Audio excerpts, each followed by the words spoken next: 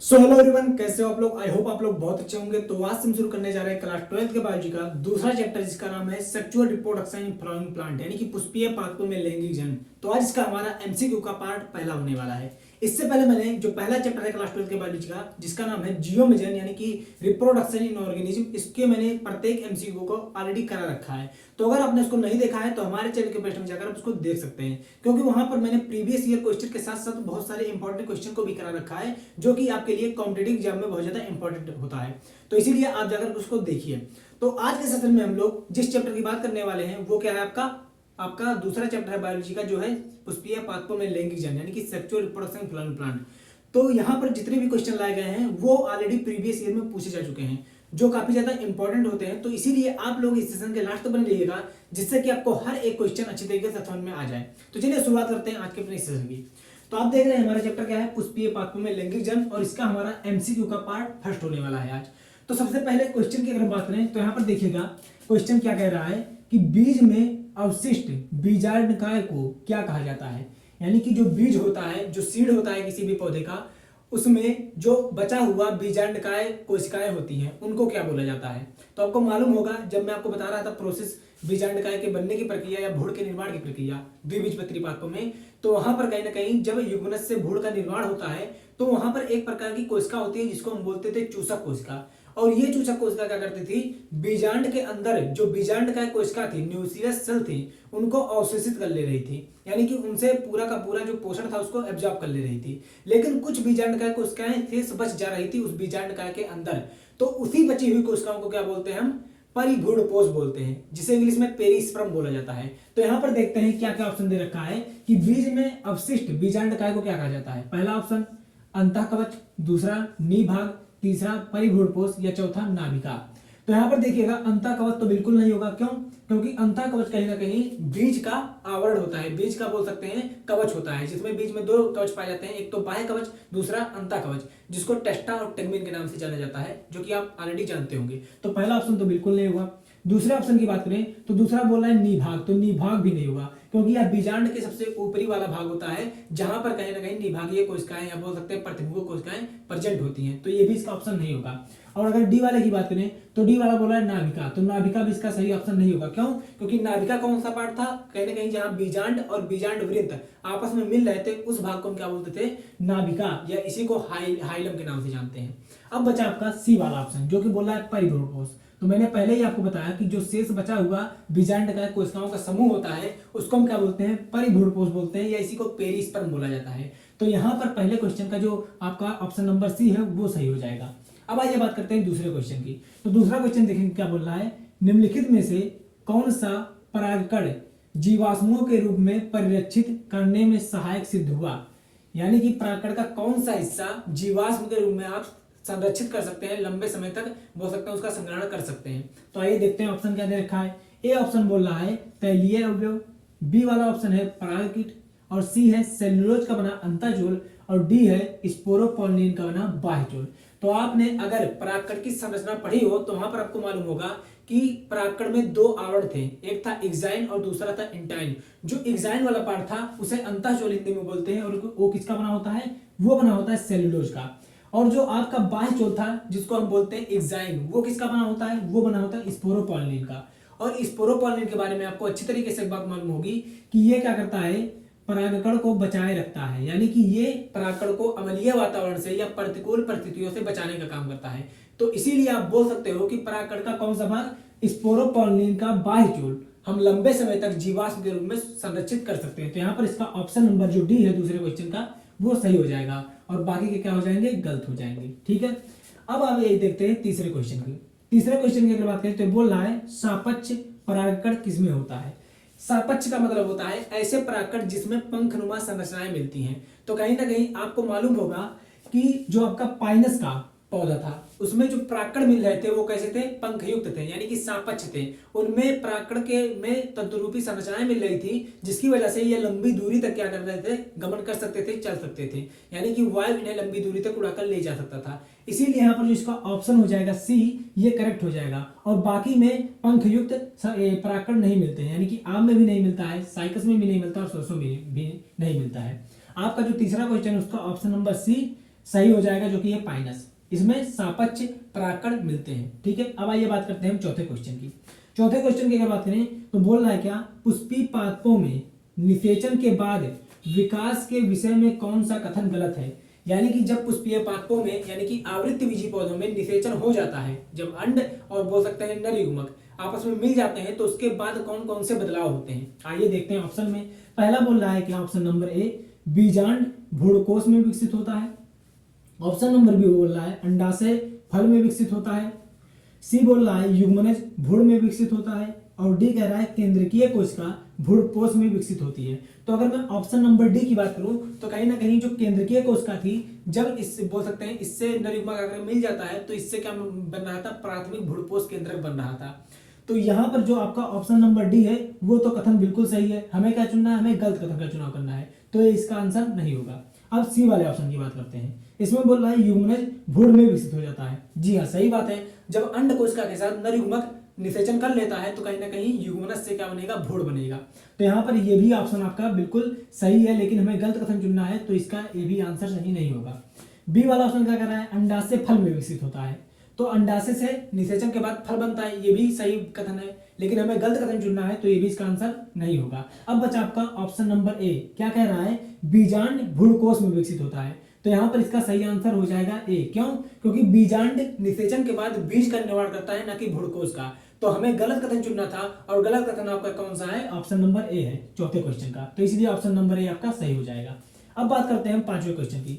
तो बोल कह रहा है, एक आवृत्तिबीजी पादप में कार्यशील या जिसे हम क्रियाशील बोलते हैं गुर बीजाणु से क्या विकसित होता है। यानी कि जो आवृत्तिबीजी पौधे होते हैं उनमें क्रियाशील गुर बीजाणु आगे चल करके क्या बनाता है।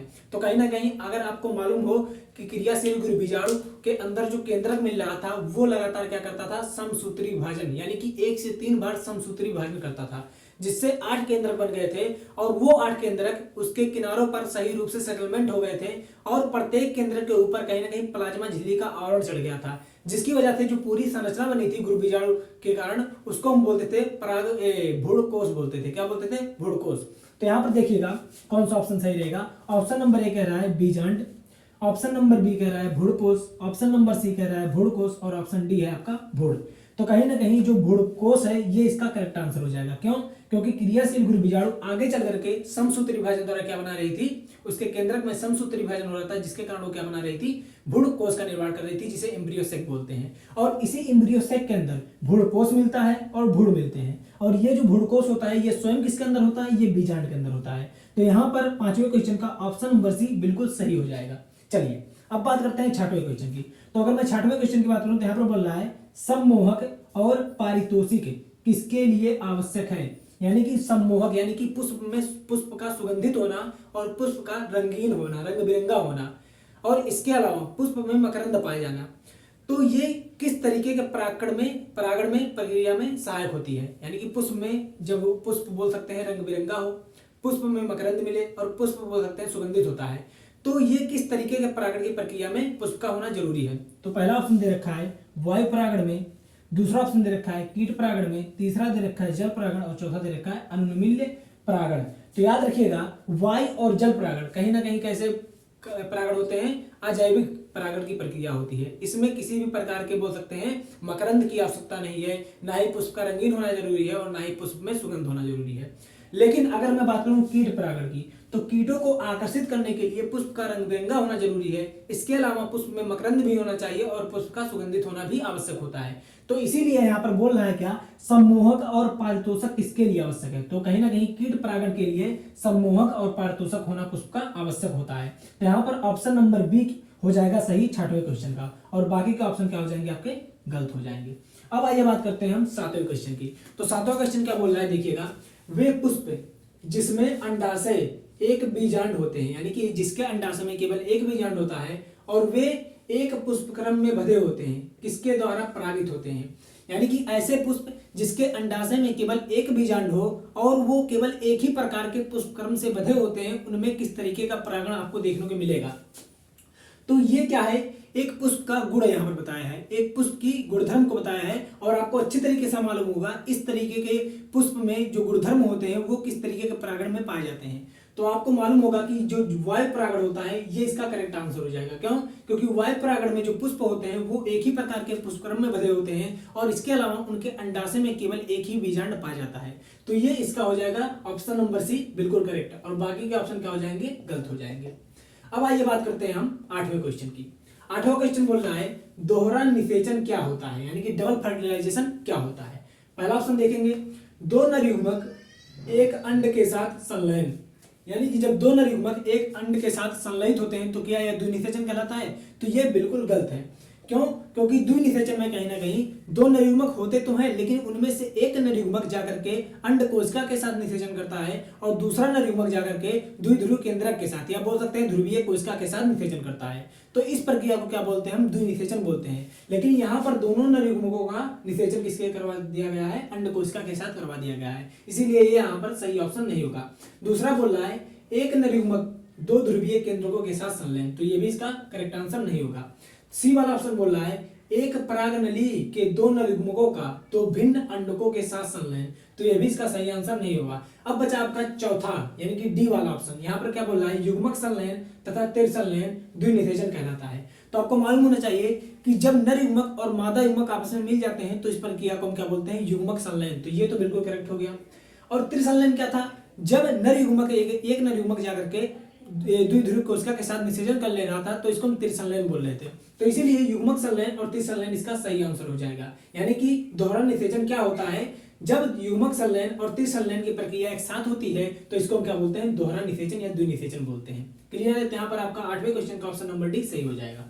अब बात करते हैं 9वें क्वेश्चन की। 9वां क्वेश्चन बोल रहा है द्विनिषेचन किसके द्वारा प्रदर्शित किया जाता है। तो ये सबसे इजी क्वेश्चन है आज के पूरे सेशन का। देखेंगे यहाँ पर अनावृत्ति बीजी द्वारा, आवृत्ति बीजी द्वारा, या कवक द्वारा, या शैवाल द्वारा। तो याद रखिएगा जो आवृत्ति बीजी पौधे होते हैं जिन्हें एंजियोस्पर्म प्लांट बोला जाता है, या इन्हीं को हम पुष्पीय पादप के नाम से जानते हैं, इनमें द्विनिषेचन सबसे विशिष्ट लक्षण होता है इनका। ये आप ऑलरेडी पढ़ चुके हैं। तो इसीलिए यहाँ पर द्विनिषेचन किसके द्वारा प्रदर्शित होता है? तो इसका ऑप्शन नंबर बी एकदम करेक्ट हो जाएगा। आवृत्ति बीजी पादपों द्वारा द्विनिषेचन की प्रक्रिया प्रदर्शित की जाती है।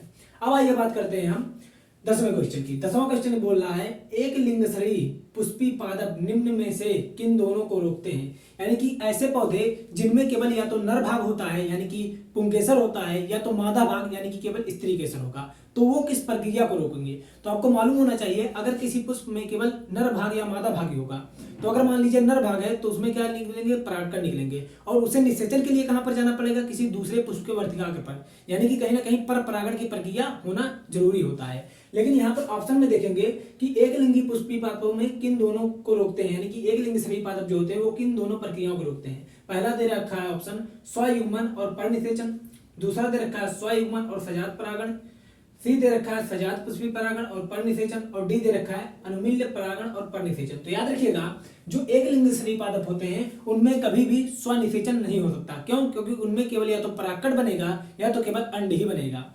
तो यहाँ पर आपका ऑप्शन नंबर जो हो जाएगा बी वो एकदम करेक्ट हो जाएगा, क्योंकि यहाँ पर ना ही सजात पुष्पी परागण होगा और ना ही स्वयुग्मन होगा। तो 10वें क्वेश्चन का ऑप्शन नंबर बी एकदम करेक्ट हो जाएगा और बाकी के क्या हो जाएंगे? गलत हो जाएंगे। चलिए अब आखिरी क्वेश्चन की बात करते हैं आज की सेशन की, जो क्या है अधिकांश आवृत्ति बीजी पादपों में कौन सी प्रक्रिया होती है। तो देखेंगे ऑप्शन नंबर ए बोल रहा है अर्धसूत्री विभाजन गुर बीजाणु मात्र कोशिका में होता है, भ्रूण कोश में एक लघु केंद्रकीय कोशिका होता है, अंड में तंतु रूपी समुच्चय होता है, और बहुत सी प्रतिमुख कोशिकाएं होती हैं। तो अगर आपने आवृत्ति बीजी पादपों में जो बीजांड की संरचना है वो पढ़ रखा हो तो आपको अच्छी तरीके से क्वेश्चन को सॉल्व कर ले जाएंगे। यानी कि अगर आपने भ्रूणकोश को देखा हो तो उसके अंदर 3 क्या होती है? प्रतिमुखी कोशिकाएं होती है, लेकिन यहाँ पर क्या बोल रखा है? बहुत सी प्रतिमुखी कोशिकाएं। तो ये तो इसका ऑप्शन नहीं होगा, ये गलत हो जाएगा। अंड में तंतु रूपी समुच्चय होता है। देखिए अंड में तंतु रूपी समुच्चय नहीं होता है, बल्कि अंड कोशिका और सहायक कोशिका दोनों को सम्मिलित रूप से अंड समुच्चय बोलते हैं, एग एपरेटस बोला जाता है। तो ये भी इसका सही आंसर नहीं होगा। भ्रूणकोश में एक लघु केंद्रकीय कोशिका होती है। याद रखिएगा भ्रूणकोश में एक लघु केंद्रकीय कोशिका नहीं होती है, बल्कि केंद्रकीय कोशिका पाई जाती है और उनमें 2 केंद्रक प्रेजेंट होते हैं। तो यहाँ पर ये भी इसका सही आंसर नहीं होगा। अब बचा आपका ऑप्शन नंबर ए, क्या बोल रहा है? अर्धसूत्री विभाजन गुरु बीजाणु मात्र कोशिका में होता है। तो जी हाँ, ये यहाँ पर इसका ऑप्शन नंबर ए सही हो जाएगा। क्यों? क्योंकि आवृत्त बीजी पादप जो होते हैं उनमें जो गुरु बीजाणु मात्र कोशिका होती है उनमें अर्धसूत्री विभाजन होता है और इसी के द्वारा जाकर के गुरु बीजाणुओं का निर्माण होता है। तो इस तरीके से आपने हर एक क्वेश्चन को अच्छी तरीके से देख लिया और किस क्वेश्चन का कौन सा ऑप्शन सही था, क्यों सही था, उसके पीछे का रीजन क्या था, आपने इसको भी समझ लिया है। तो आई होप आपको आज का सेशन अच्छा लगा होगा और अगर आपको आज का सेशन अच्छा लगा हो तो सेशन को लाइक कीजिएगा, चैनल पर नए हो तो चैनल को सब्सक्राइब जरूर कीजिएगा। तो फिर मिलेंगे एक नए सेशन में एक नए टॉपिक को लेकर के, तब तक के लिए आप सभी को टाटा बाय बाय, जय हिंद।